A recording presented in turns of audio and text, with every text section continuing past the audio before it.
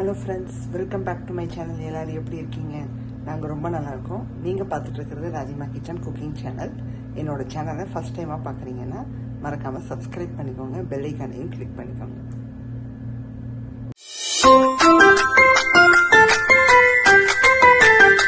நம்ம பண்ணக்கூடிய ரெசிபிக்கு என்னென்ன தேவையோ எல்லாமே ரெடி பண்ணி வச்சுட்டேங்க.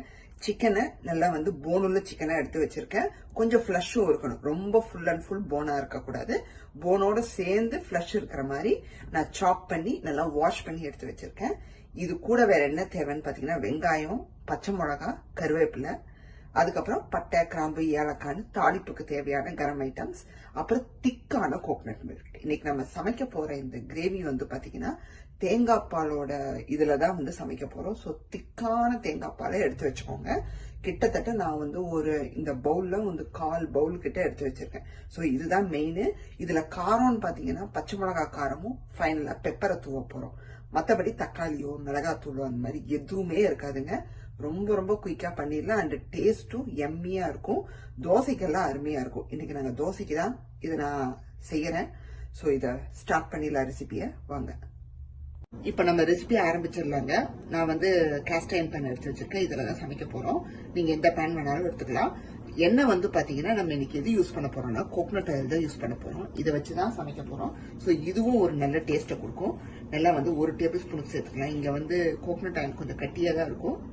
ஸோ இதுல போட்டதுக்கு அப்புறம் நம்ம மெல்ட் பண்ணிக்கலாம். நல்லா ஒரு 1ல இருந்து 1.5 டேபிள் ஸ்பூனுக்கு சேர்த்துக்கிறோம். புஷ் பண்ணி விட்டுடலாம். இப்ப நல்லா கொஞ்சம் மெல்ட் ஆகட்டும். இப்ப கரம் ஐட்டம்ஸ் உள்ள சேர்த்துலாங்க. எண்ணெய் சூடாயிடுச்சு. ஒரு பட்டை எடுத்து வச்சிருக்கேன், சாரி பே லீஃப். அது ஒரு சின்ன துண்டு பட்டை எடுத்து வச்சிருக்கேன், அதை உள்ள சேர்த்துடலாம். அடுத்ததா பாத்தீங்கன்னா 2 கிராம்பு எடுத்து வச்சிருக்கேன். அதுக்கப்புறம் சோம்பு, சீரகமும் ஒரு பிஞ்ச் எடுத்து வச்சிருக்கேன். ரொம்ப எல்லாம் எடுக்கல. இதை உள்ள சேர்த்துடலாம். ஸோ கரம் ஐட்டம்ஸ் உங்க விருப்பம் தான், எந்த மிக்ஸ் வேணாலும் சேர்த்துக்கலாம் உங்களுக்கு. இது நல்லா கொஞ்சம் பொரியட்டும். நம்ம வெங்காயம் சேர்த்துக்கலாம். எல்லாம் நல்லா பொரிஞ்சதும் ஃபர்ஸ்ட் கருவேப்பிலையை சேர்த்துக்கிறோம்.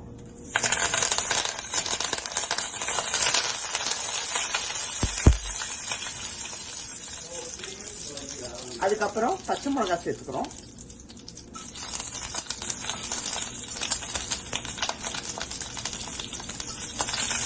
பச்சை மிளகாய் நல்லா பொரியட்டும். வெங்காயம் சேர்த்துக்கலாம். நெக்ஸ்ட் வெங்காயம் சேர்த்துக்கிறோம். வெங்காயத்தை இந்த மாதிரி நீல வாக்குல நினைச்சு வச்சுக்கோங்க. எவ்வளவு தூரத்துக்கு தின்னா ஸ்லைஸ் பண்ண முடியுமோ அந்த அளவுக்கு ஸ்லைஸ் பண்ணி வச்சுக்கோங்க.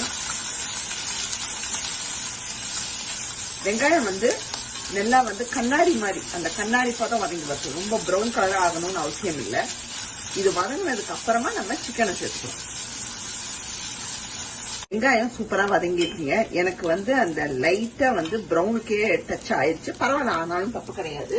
நமக்கு வெங்காயம் சூப்பரா வதங்கிடுச்சு. இப்ப இஞ்சி பூண்டு பேஸ்ட் சேர்த்துக்கிறோம். நல்லா ஒரு டேபிள் ஸ்பூனுக்கு சேர்த்துக்கிறோம். நான்வெஜ்க்கெல்லாம் இஞ்சி பூண்டு கொஞ்சம் இதுவா இருக்கும், அப்பதான் டேஸ்ட் நல்லா இருக்கும். இஞ்சி பூண்டு பேஸ்ட் போட்டு நல்லா வதக்கி விட்டாச்சுங்க. அண்ட் இன்னொன்னு சொல்லிக்கணும், இதுல பச்சை மிளகாய் நான் 3 பச்சை மிளகாய் சேர்த்திருக்கேன், நல்லா பெருசா. ஏன்னா உங்களுக்கு பச்சை மிளகாயும் பெப்பரோட காரம் தான். சோ நீங்க எந்த அளவுக்கு வேணுமோ அந்த அளவுக்கு சேர்த்துக்கோங்க. அது சொல்லல, அதனால இப்ப சொல்றேன் நான். இப்ப பாத்தீங்கன்னா இஞ்சி பூண்டோட வாசம் போன பிறகு நம்ம சிக்கனை சேர்த்துக்கிறோம். நல்லா கட் பண்ணி வாஷ் பண்ணி வச்சிருக்கேன் சிக்கன். நல்லா பரட்டி விட்டுறலாங்க.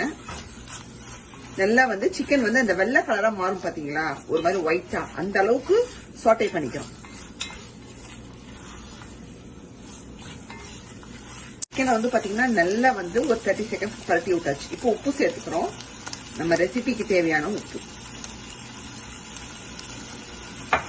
உப்ப சேர்த்துட்டு தண்ணி விட்டு ஃபர்ஸ்ட் சிக்கனை வேக வச்சுக்கிறோம். நல்லா சிக்கன் அந்த போன்ல இருந்து நல்லா வெளிவர அளவுக்கு நல்லா குக் பண்ணி எடுத்துட்டு அதுக்கப்புறமா நம்ம தேங்காய் பால் சேர்த்துக்கோம். தண்ணி குறைவா விட்டுக்கோங்க, ஏன்னா நம்ம தேங்காய் பாலும் விடுறோம். அதனால தேங்காய் பால் கடைசியா விட்டா போதும். அண்ட் இன்னொன்னு, இதுல மஞ்சத்தூள், மிளகாத்தூள் அந்த விஷயம் எதுவுமே கிடையாது.